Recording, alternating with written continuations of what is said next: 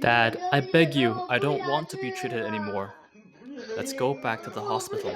I don't want to. Dad knows. Let's go back to the hospital. Oh, there is no need to do this. 我是你的爹，我给你看啥？你看我，我早是你的儿子，我早是你的儿子，我早是你的儿子。 Seeing a doctor is very important, but it is also very stressful. For a family, a high medical bill may cause a disaster. This video shows a little boy, who is probably only 6 or 7 years old, suffering from a severe illness. He keeps kowtowing to his father. The video's subtitles read, "Thank you for raising me, Dad. I don't want to be treated anymore. Let's go home. I have ruined our family. I don't want to burden you anymore. I will ask you to be my father in my next life." In the video, the child kept kowtowing to his father, and the young father hugged the child and cried bitterly. "Dad, please, I don't want to be treated anymore. Let's go back to the hospital. I don't want to go back to the hospital. Dad knows. Let's go back to the hospital. I don't want to go back to the hospital. Dad, please, I don't want to be treated anymore. Let's go back to the hospital." The young son's sensible words and the young father's tears made others cry. This video shows a ward in a hospital somewhere in China. The doctors stopped treating the patient because the patient's family could no longer afford the medical expenses. The family members waiting nearby knelt on the ground and kowtowed to the doctors for help. Two doctors walked away. A doctor at the back helped the family up.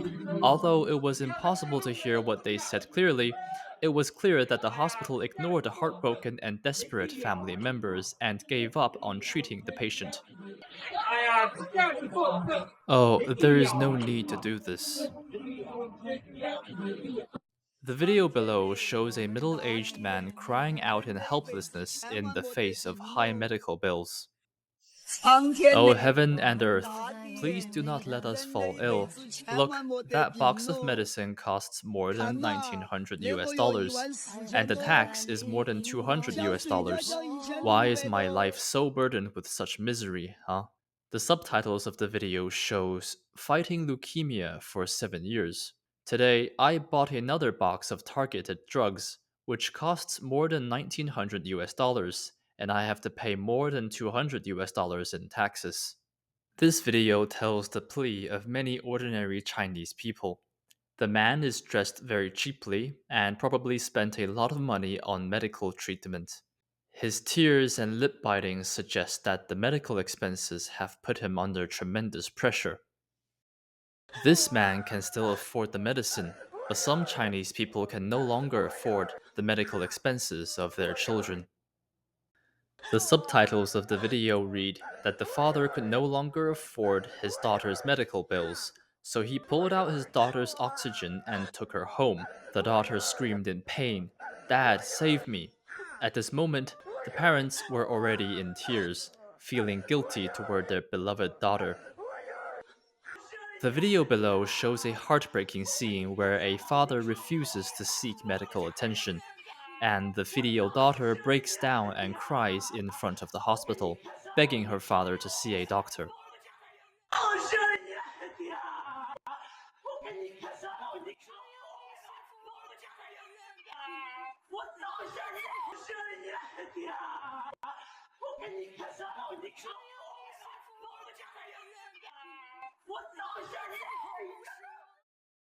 The subtitles of the video show that this was a video shot and shared by a passerby. The seriously ill father refused treatment because he didn't want his daughter to foot his medical bills. The daughter was too afraid of losing her father and kept begging her father to see a doctor. You can see that the daughter is trying her best to hold on to her father and persuade him to treat the disease, because to the daughter, her father is her world. It is devastating when a major disease strikes in a family, particularly in China, where an average household can barely afford the hospital and treatments. The crying man in the video was kneeling down with hands clasped together while praying to the sky. He is praying for his relatives who are in hospital. There is so much sadness in his helpless cries. This video shows a family of four anxiously waiting outside the operating room, kneeling on the ground and praying. This video shows an elderly mother carrying her sick son on her back to seek medical treatment in various parts of China. In the video, the mother looks tired, and the young son, with a pretty face, is leaning on her back.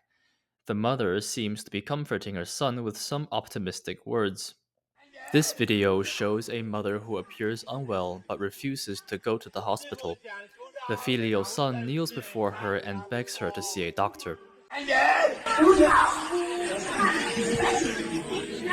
这个讲说的的样子是看上我。我不肯，你说我肯就不打，我肯不行，我肯不行。今天晚上我那个发他3个的，我今晚上你俩哪里去？老子都累打死赔死我都不要你了，我给你晚上。 The mother was distressed about the medical expenses and even more distressed about the massive burden that the treatment brought to her son. But the son just wanted his mother to be well. In front of his mother, no matter how old the son is, he is still a child. The son's persistence is touching.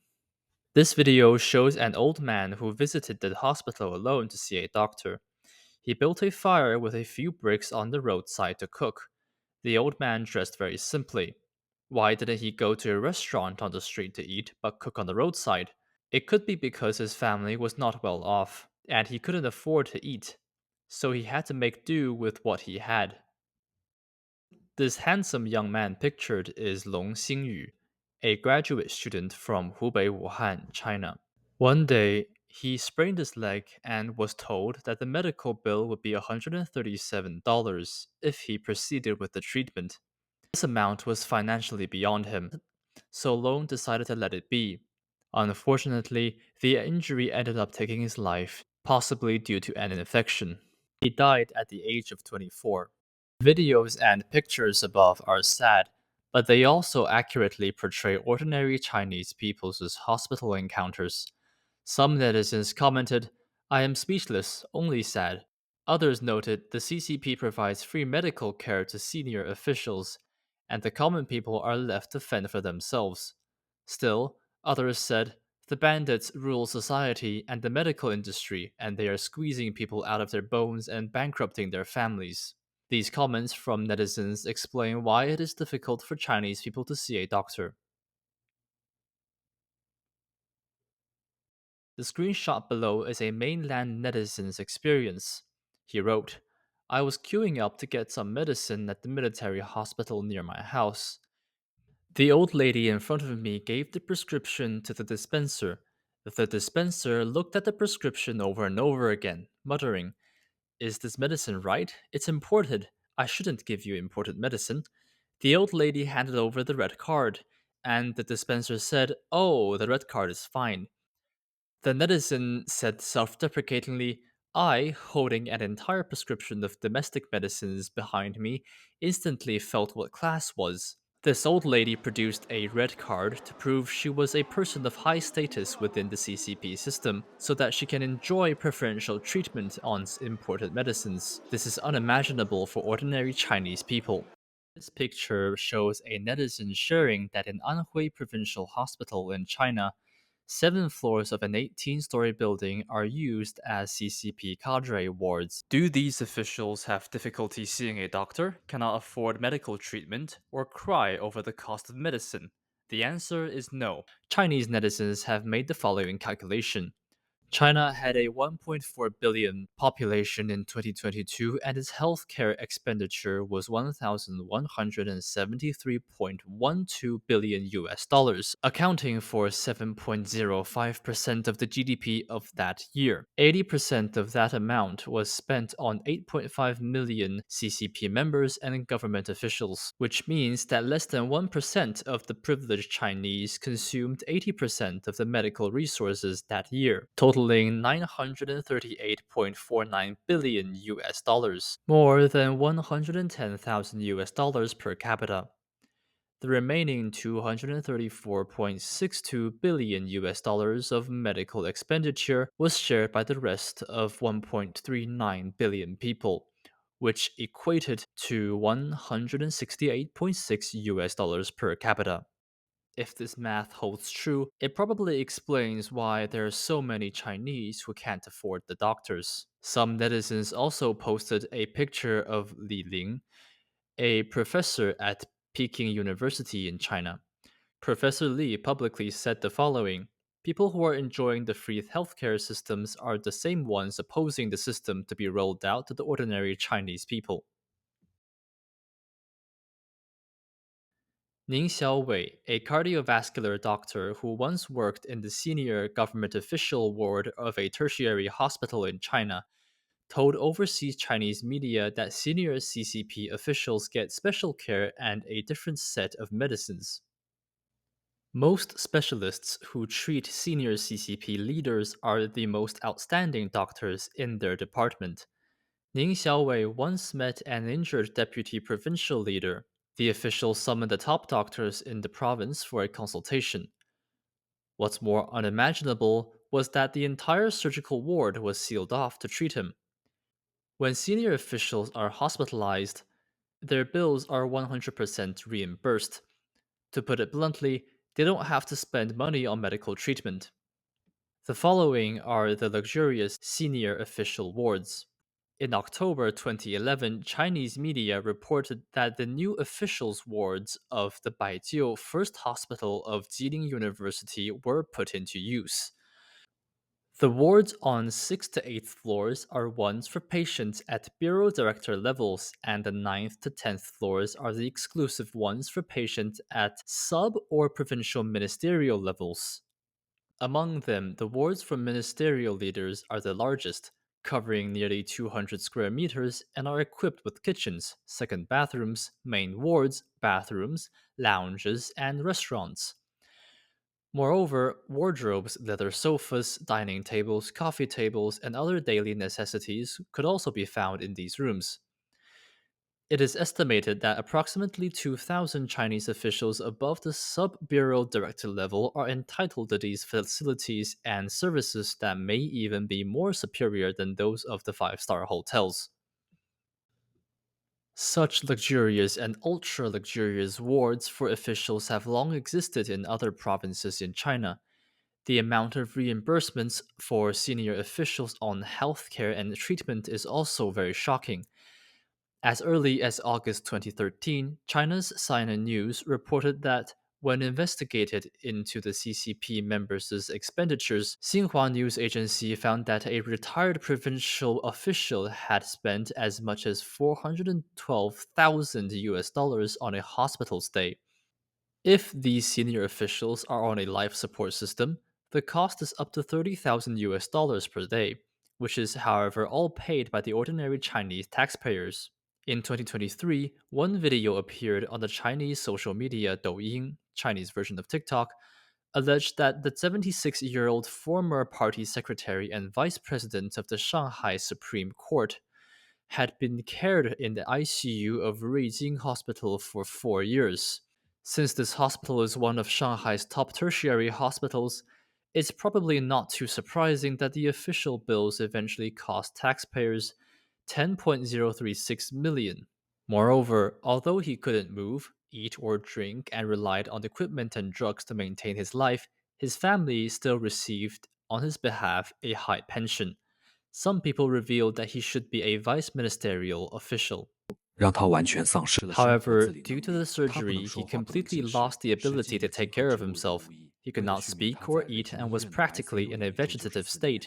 To stay 今天 alive, 是老 he 范的 remained in the 76岁生 ICU 日， of 妻子利 Ruijin 用1小时的 Hospital 探 for 望 4 时间带 years. 来了生日蛋 Today 糕。is Lao 他把蛋 Fan's 糕抹在老范 76th 的脸上，头 birthday. 上为其 His 庆 wife 生。brought a 随后 birthday 还和医 cake 护 during 人 the 员一起 1 hour 为老范 visit. 唱生日 She 歌。smeared a 就这 cake 样， on 老 Lao 范度 Fan's 过了在 face 医 to 院的第 celebrate 4个 his 生日。 birthday. 他把蛋糕抹在老范的 Then 脸上， she 头 and 上 the 为其 medical 庆生。staff sang a 随后还 birthday 和医护 song. 人员一起 In 为老 this 范 way, 唱 Lao 生日 Fan 歌。spent 就 his 这样， first 老范度 birthday 过 in 了 the 在医院的 hospital. 第4个生日。